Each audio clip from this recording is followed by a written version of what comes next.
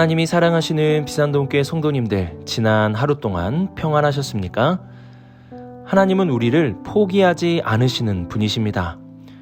그분의 이러한 신실하심과 열심이 있기에 오늘도 우리가 주님의 백성으로 주님의 말씀을 들을 수 있게 되는 것입니다. 그러므로 말씀을 묵상하는 것도 주님의 은혜라고 할 수 있습니다. 우리를 붙드시는 하나님, 우리를 포기하지 않으시는 하나님의 은혜에 감사하며 말씀을 묵상할 수 있는 우리 모든 성도님들이 되시길 바랍니다. 기도하겠습니다. 사랑이 많으신 하나님 아버지, 주님께 찬양과 영광을 올려드립니다. 우리의 삶의 모든 것이 주님의 은혜이며 주님의 흔적이고 주님의 붙드심입니다. 오늘도 우리와 함께 해주시고 사랑해 주심에 진심으로 감사드립니다. 이 모든 말씀 우리 주 예수 그리스도의 이름으로 기도드립니다. 아멘.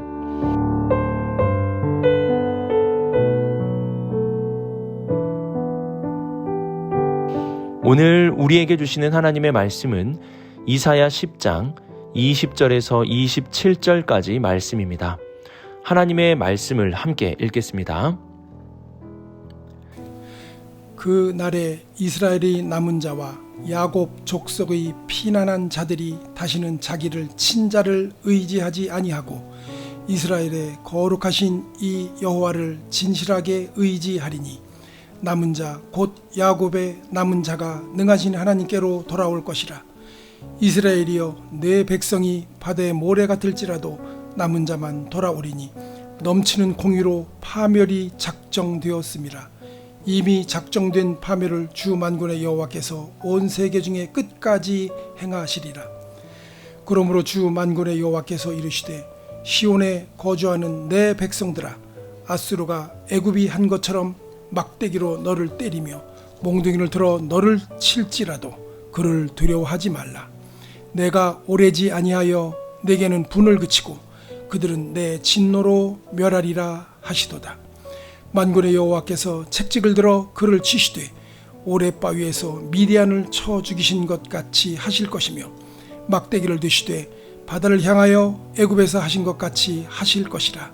그 날에 그의 무거운 짐이 내 어깨에서 떠나고 그의 멍에가 내 목에서 벗어지되 기름진 까닭에 멍에가 부러지리라. 아멘.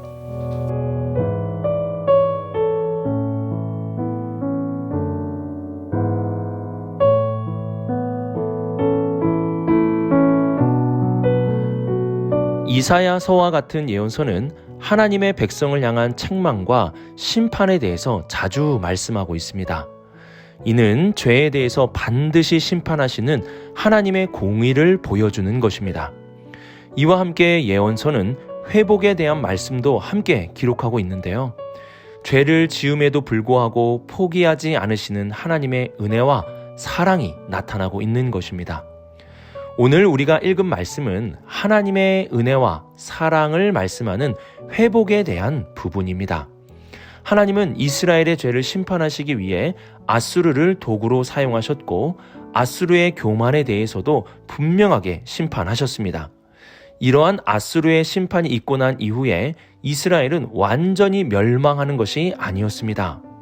20절 말씀을 보시면 그날에 이스라엘의 남은 자와 야곱 족속의 피난한 자들이 다시는 자기를 친자를 의지하지 아니하고 이스라엘의 거룩하시니 여호와를 진실하게 의지하리니 라고 말씀합니다. 남은 자가 있다는 것입니다. 하나님은 모든 이스라엘을 진멸하시는 것이 아니라 남은 자를 두시고 이들을 통해서 다시 놀라운 회복을 이루어 주십니다. 이사야 6장 13절 말씀과 같이 하나님은 거룩한 씨앗인 그루터기를 남겨놓으십니다. 그 남은 자들은 거룩한 씨앗으로 앞으로 하나님의 놀라운 역사의 주체가 됩니다. 그러면 누가 남은 자가 되는 것일까요? 우선 아무나, 또한 모든 이스라엘 백성들이 남은 자가 되는 것이 아닙니다. 22절에서 하나님은 이스라엘이여, 내 백성이 바다의 모래 같을지라도 남은 자만 돌아오리니 라고 분명하게 말씀하시며 모두가 남은 자가 되지 않는다는 사실을 알려주십니다. 남은 자는 20절에서 말씀하는 것과 같이 자기 친자를 의지하지 아니하고 이스라엘의 거룩하시니 여호와를 진실하게 의지하는 자가 남은 자입니다. 자기를 친자는 아수르를 의미합니다. 이러한 강대국을 의지하는 것이 아니라 하나님을 진실하게 의지하는 자가 남은 자가 되는 것입니다. 또한 21절을 보시면 남은 자, 곧 야곱의 남은 자가 능하신 하나님께로 돌아올 것이라고 말씀합니다. 성경에서 돌아온다는 것은 단순하게 방향을 바꾸어 돌아온다는 뜻만 있는 것이 아닙니다. 하나님께 돌아온다는 것은 회개를 의미하기도 합니다. 남은 자는 자신의 죄를 깨닫고 하나님께 돌아오는 자들을 말합니다. 하나님은 진실하게 하나님을 의지하는 자와 자신의 죄를 깨닫고 하나님께 돌아오는 남은 자들을 통해 놀라운 회복을 이루십니다. 하나님이 보시는 것은 사람과는 다릅니다. 사람은 외모를 보지만 하나님은 그 중심의 진실함과 회개하는 겸손한 마음을 보십니다. 그리고 하나님은 이러한 자들을 이 땅의 그루터기 하나님의 거룩한 씨앗으로 심으시고 놀라운 회복의 역사를 이루어 가십니다. 바로 우리가 하나님의 남은 자가 되기를 소망합니다. 이 어두운 세상 속에서 하나님을 진실하게 의지하고 나의 죄를 회개하며 하나님께 돌아가는 이 땅의 그루터기 하나님의 거룩한 씨앗 하나님의 남은 자가 되어 살아갈 수 있는 우리 모든 성도님들이 되시길 주님의 이름으로 축복합니다.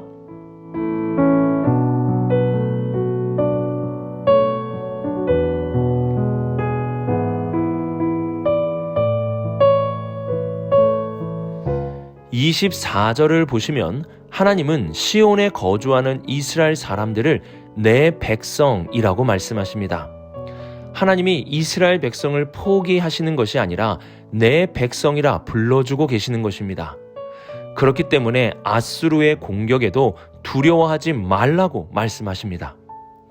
하나님은 죄를 짓고 악을 행한 이스라엘 백성을 향해 끝까지 내 백성이라 불러주십니다. 우리에게 있어서 중요한 것은 내 능력의 한계나 불가능한 상황이 아닙니다. 하나님이 포기하셨는가? 하나님이 포기하지 않으셨는가? 하나님이 나를 붙드시는가? 아니면 하나님이 나를 놓으셨는가? 이것이 중요한 것입니다. 하나님이 나를 포기하지 않고 붙드시며 내 백성이라고 불러주신다면 우리는 어떠한 한계나 불가능한 상황 속에서도 이길 수 있습니다. 그러므로 우리는 두려워할 필요가 없는 것입니다. 25절을 보시면 하나님은 내 백성 이스라엘을 향해 오래지 아니하여 내게는 분을 그치고 그들은 내 진노로 멸하리라고 말씀하십니다. 하나님이 포기하지 않으시면 끝난 것이 아닙니다. 하나님은 이스라엘을 용서하시고 교만한 아수르를 물리쳐 주실 것입니다. 이에 대한 분명한 증거로 26절에서 기드온의 승리와 홍해를 가르친 사건에 대해서 말씀해 주십니다. 기드온은 미디안의 전쟁에서 300명으로 놀라운 승리를 경험하였습니다. 불과 300명밖에 되지 않는 이스라엘 백성이 해변의 모래의 숫자만큼 많은 군사와 철병거로 무장한 미디안의 사람들을 어떻게 이기겠습니까? 하지만 하나님은 분명히 기드온에게 승리를 약속하셨고 그 약속대로 전쟁에서 승리를 이루어 주셨습니다.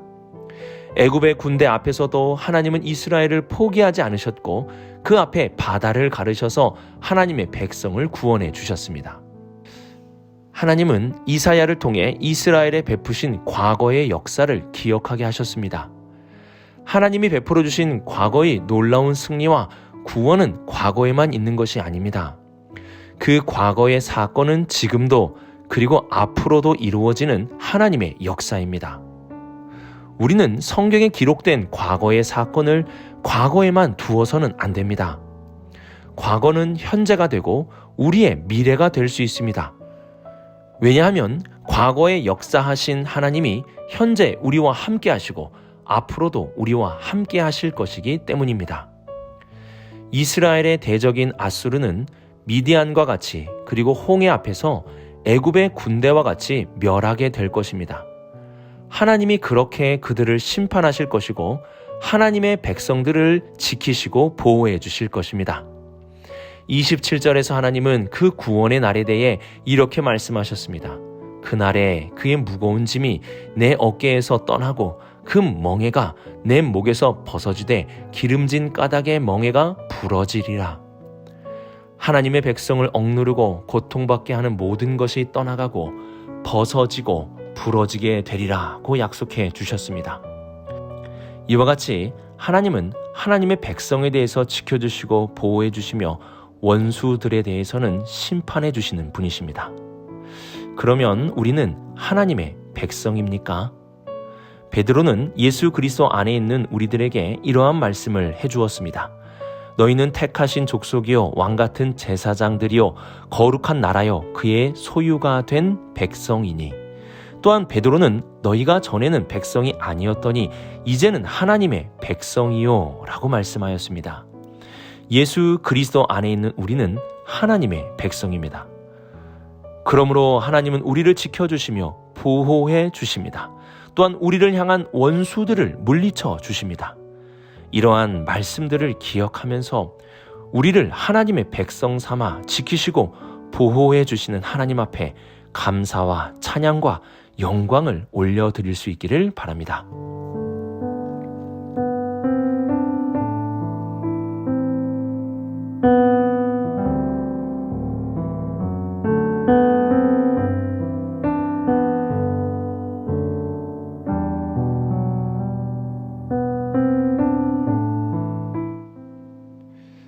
하나님은 죄에 대해서 분명하게 심판하시는 분이십니다.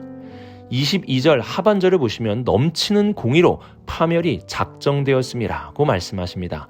또한 23절에서는 이미 작정된 파멸을 주 만군의 여호와께서 온 세계 중에 끝까지 행하시리라고 말씀하셨습니다.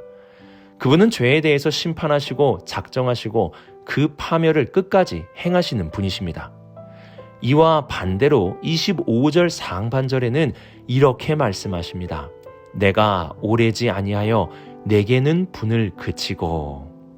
하나님은 그 진노를 영원히 내리지 않으시고 그 백성들을 향한 분노를 그쳐 주십니다.